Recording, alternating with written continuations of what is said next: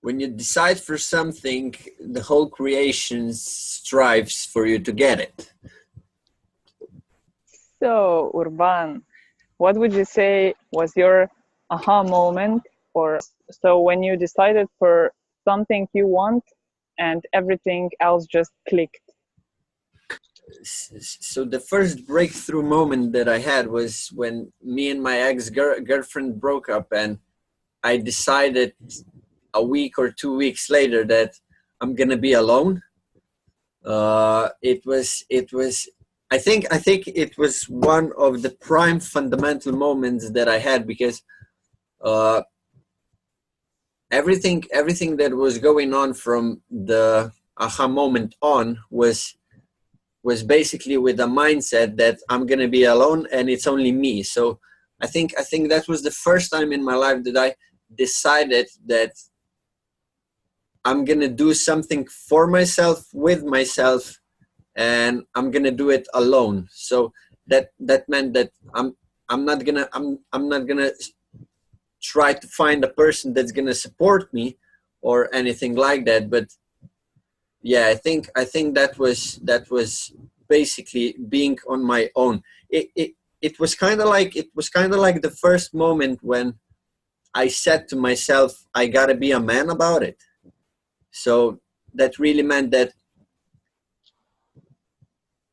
I told myself that even though the support would be good, or the support would be easier, I told myself that I gotta grow up. So I think that was the first aha moment that I had, that basically put me together in a way that I wasn't being put together yet. So uh, from that moment on, like, everything changed a bit for me, and I started doing the things that I didn't do yet. I started reading books, and basically I started developing myself in a way that I I didn't ever recognize that it would be possible, something like that. Yeah. So what was your first aha moment, Dasha? Um, I think we have some similar story, but I just decided one day that I need to go away from my family. I mean, I love them and everything, but I just needed my own space, and I was like, I'm going to another city, and I'm gonna live by myself with my doggy. Of course, I have small support. um, but yeah, that was the crucial decision that changed really everything, because I also started to know in myself, and like I had a bunch of time for just for myself, my thoughts, and I was really processing a lot of stuff through through through my whole life, and I was like, whew. And after that, I mean, when I moved to another city, I was like, okay, great, I have money for 3 months, and that was it. And after that, the universe realized that I meant it with being on my own, and like in second month, one of my friend who is a photographer, sent me, hey Dasha, would you yeah, collaborate with me? I want to sell my photography exhibition to the schools so the kids can see. It was very inspirational photography exhibition, and I was like, oh my god, that's the thing I need, I want, and I want to develop better sales, these skills and all of that. And I was like getting a job, and and that meant I can stay in another city for I stay in that city for about 4 year and a half or something like that. And through that, I also met the company and the people with whom I collaborate now, and I'm really happy about it. And yeah, everything started to change, and I also started reading a little bit more business books, and I started developing myself in that way, and it's really awesome. I mean, that was my really first conscious decision, and I saw that everything is working, but we just need to decide. So yeah, it's pretty awesome when you see that everything is working for you, but for some areas in life, it's pretty hard to you know to just, I mean, it's so simple, but we complicate things. So it's an irony. It's interesting. But yeah, that was my moment. Awesome, awesome. So Urban, how do you interpret clear intention? Very good question, Dasha. I think that I need to break down clear intention first and make it, because I see it like a practice of gaining clarity over the thing that you're doing. So let's say, for example, throughout my life, childhood and teenagerhood, I was just throwing darts everywhere without any intention of it. So seeking clarity wasn't basically a goal. It was more like a seeking of a thing that would make me gain clarity.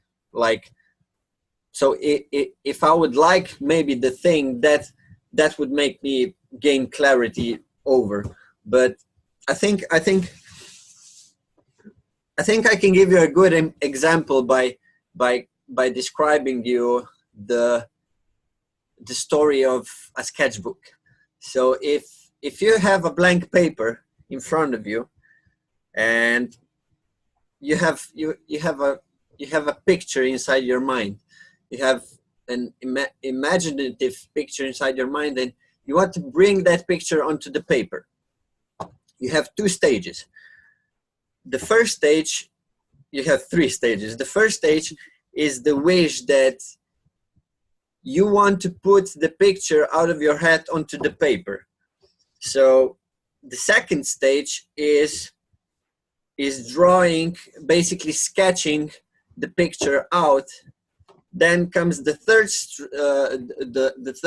stage, which is basically a choice between either you're gonna draw an outline of the sketch, so you're gonna go onto the next stage of gaining clarity and potentially gaining mastery over it, or you're gonna connect with the feeling of always gaining something new, but in the end result it would be just sketching the sketches. So if I would connect the examples from my life to the sketchbook, basically throwing darts everywhere was sketching the sketches, was gaining the speed of making the sketches. That didn't bring me clarity, but it did bring me adaptability, because I always needed something new. I wasn't sure what I was looking for, and therefore my self-confidence was a lot of times broken, because when I found something and when I did it for a year and then I quit it, I basically quit it on me. So yeah, the sketchbook and my life is a perfect example how you can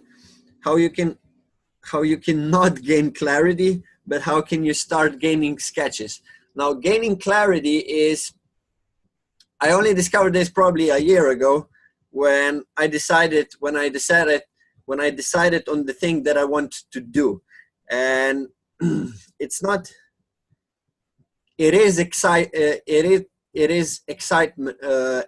in the start, but gaining mastery over it is everything else but exciting, because you need to study and you need to learn, and you need to make sure that you do it well. Everybody says passion, passion, passion, you know, but I think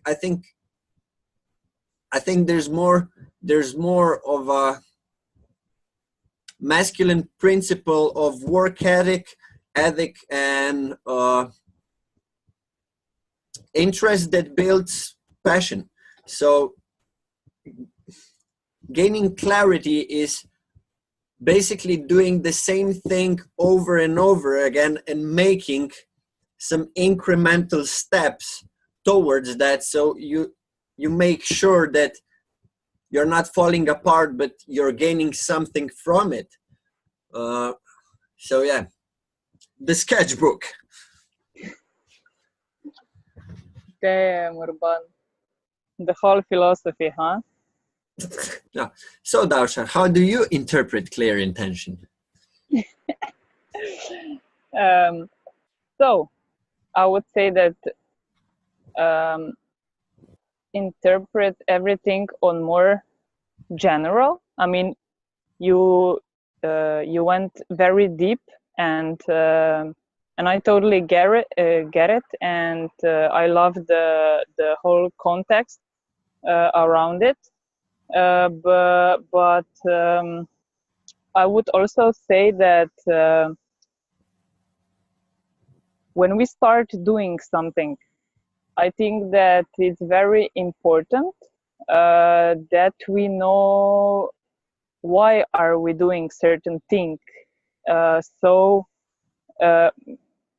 one phrase from the book of Tim Ferriss in 4 Hour Workweek was that, okay, so people don't want $1 million in the bank account, but they want the freedom and enjoyment they are imagined that we'll have with those $1 million.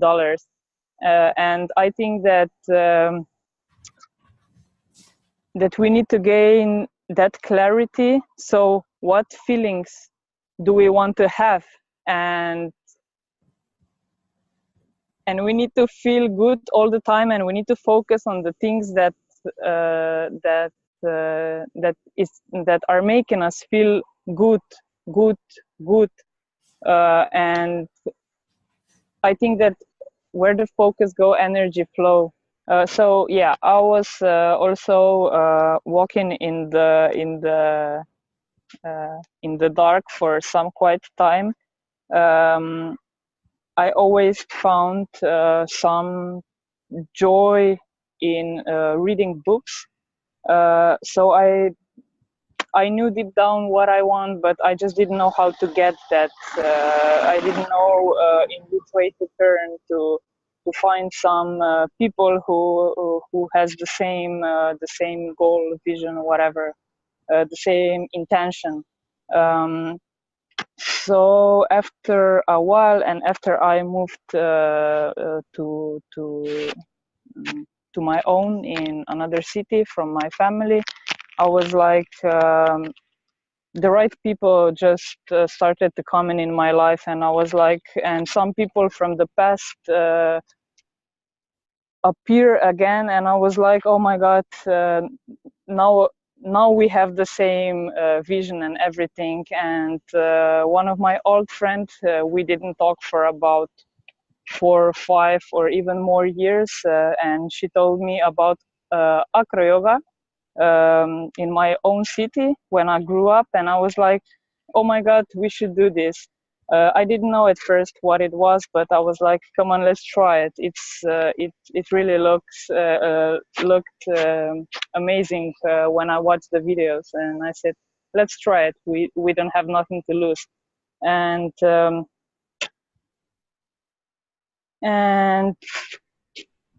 when I started practice acro yoga, it was like dreams come true. I mean, I found that okay, everything I will say right now, what I experienced with acro yoga, it also can project into my life. So that I won't say it. I would just say what acro yoga means to me, but that's just life in general. So after we started practicing a little bit more, and after I started practice with the people who practiced even longer and had experiences, I would call them a mentor who guide me through the process and tell me what to do and what not to do, and which move is good and which is not so good, and everything. It was so much easier, and I really started enjoying it, and I saw that it wasn't so hard. It's like life, it's not hard, we just complicate things. So that was one thing that was very powerful for me. And if I continue, I would say that that connection with another person, I, I would say that it's really deeper connection, because you have to trust people, and you are trusting them, your life, if I can say that. I mean, we of course in acro yoga we have spotter who spot the people and guide you that you don't fall. But yeah, it's very important to have that people in your life who you can trust, who you can talk to. So I think that that was another very precious thing. And of course, I won't say less, but one of the main was that focus, or that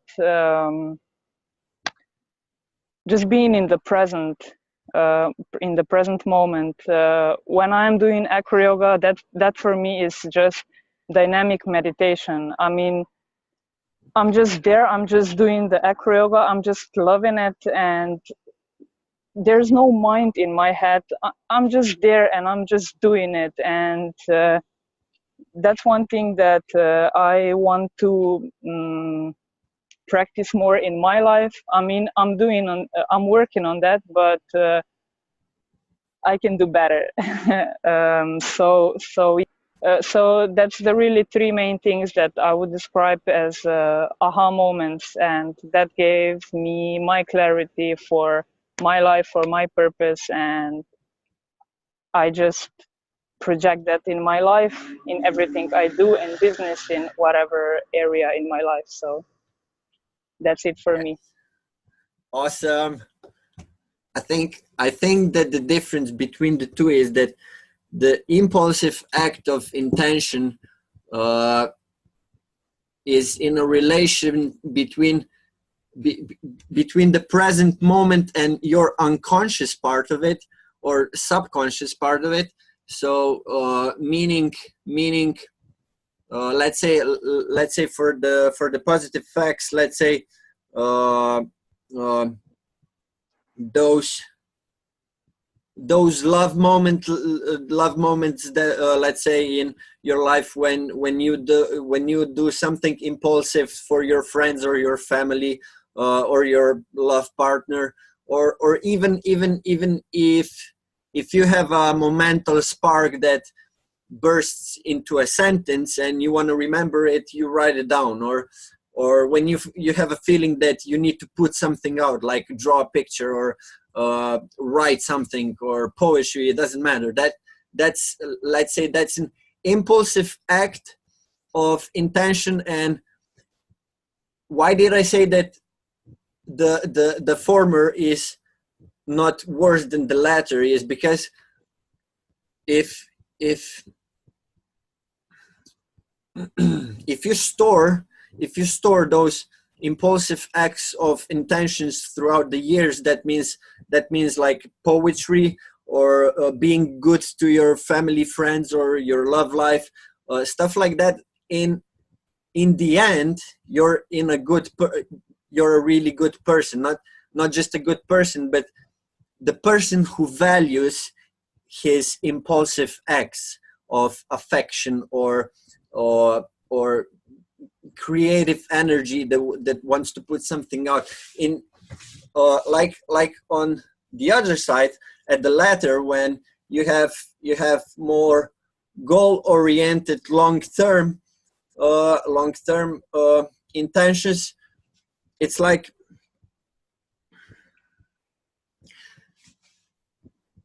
you would go on a trip and you would say, okay, I want to walk 500 miles, but you can't just pick the backpack and go tomorrow to walk the 500 miles. Well, you can't do that, but to be happy on a long run, and to be happy, to have clarity over the long run, you have to go to it systematically. So you have to have those points where you can measure to where did you come. So let's say for my example, if I said 10 months ago that I'm going to write a book, I can measure that with the pages that I wrote till now, and I can also measure it with the stories that I share with it. So if the difference between the two is just this: if I would have an impulsive act of writing a book, I would maybe write the book for a week, then I would drop it. But in a way, if I wanted to write a poetry on an impulsive act, it would be the best poetry possible, because it would come from that feeling out. But on a long run, when you wanna gain clarity and some kind of skill or mastery to gain that what you really want, you need to have a system that's gonna work for you, that you are going to enjoy, so that you can come to the full goal of it, so you can achieve basically that 300-mile path. So yeah. Okay. I love it. I really love how you describe that. um, I would only say um,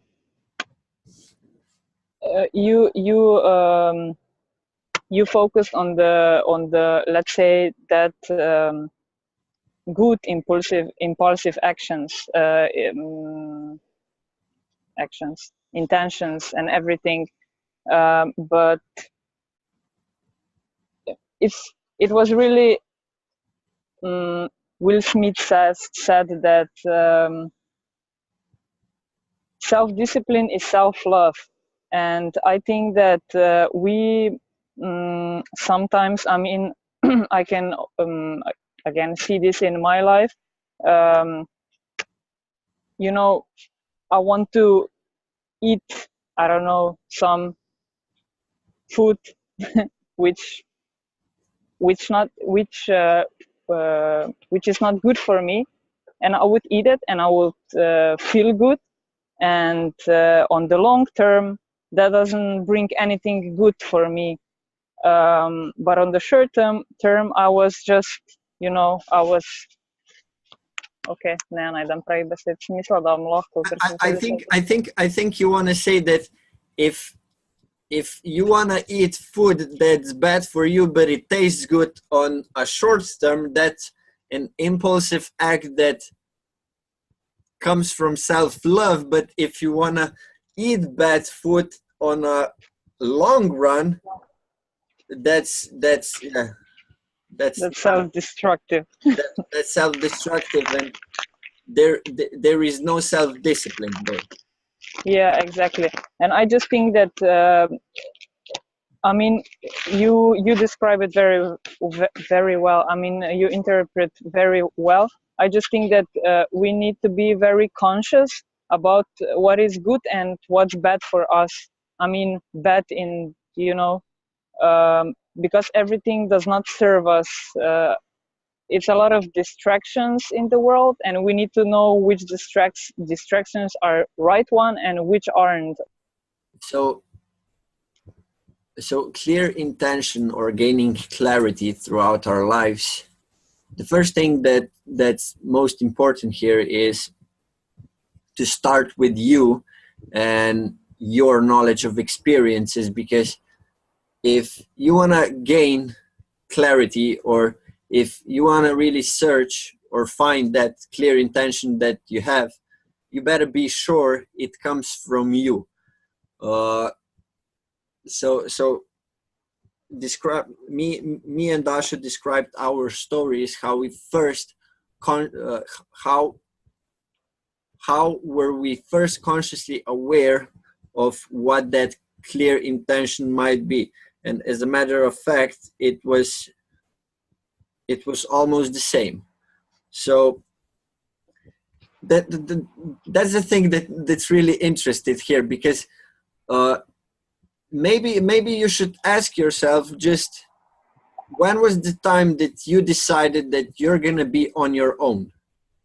Like, seriously, consciously be aware of that, and ask yourself that. So the second part was interpreting how do you see clear intentions or gaining clarity. And I have to say that this is something you can look like a story that's happening to you, because let's say for instance that life is speaking to you in a matter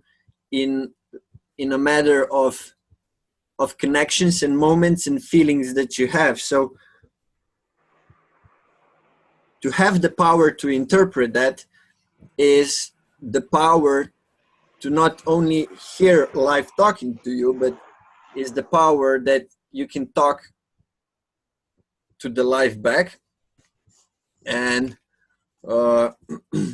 you know, Dasha really she really put it beautifully, how acro yoga and life really are in sync with each other, because in acro yoga you can't allow some mistakes because everything will fall apart. It's the same in life, and it's not, the more you make the structure complicated, the more probability it will have to fall apart. So don't make things so complicated, because the simplest things are not meant to be complicated, but are meant to be expressed and felt in a way that comes basically easy. And the third thing was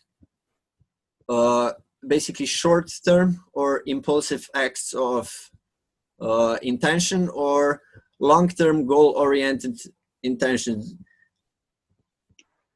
If you have two sides here, you can be a really emotional person, or you can be a really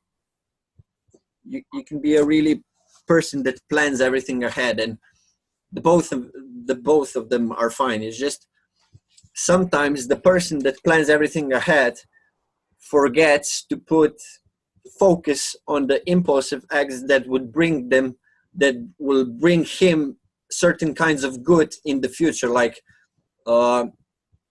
being a good boyfriend, or being a good friend, or being creative in the present moment. That those are all impulsive acts, and be sure to not forget about them.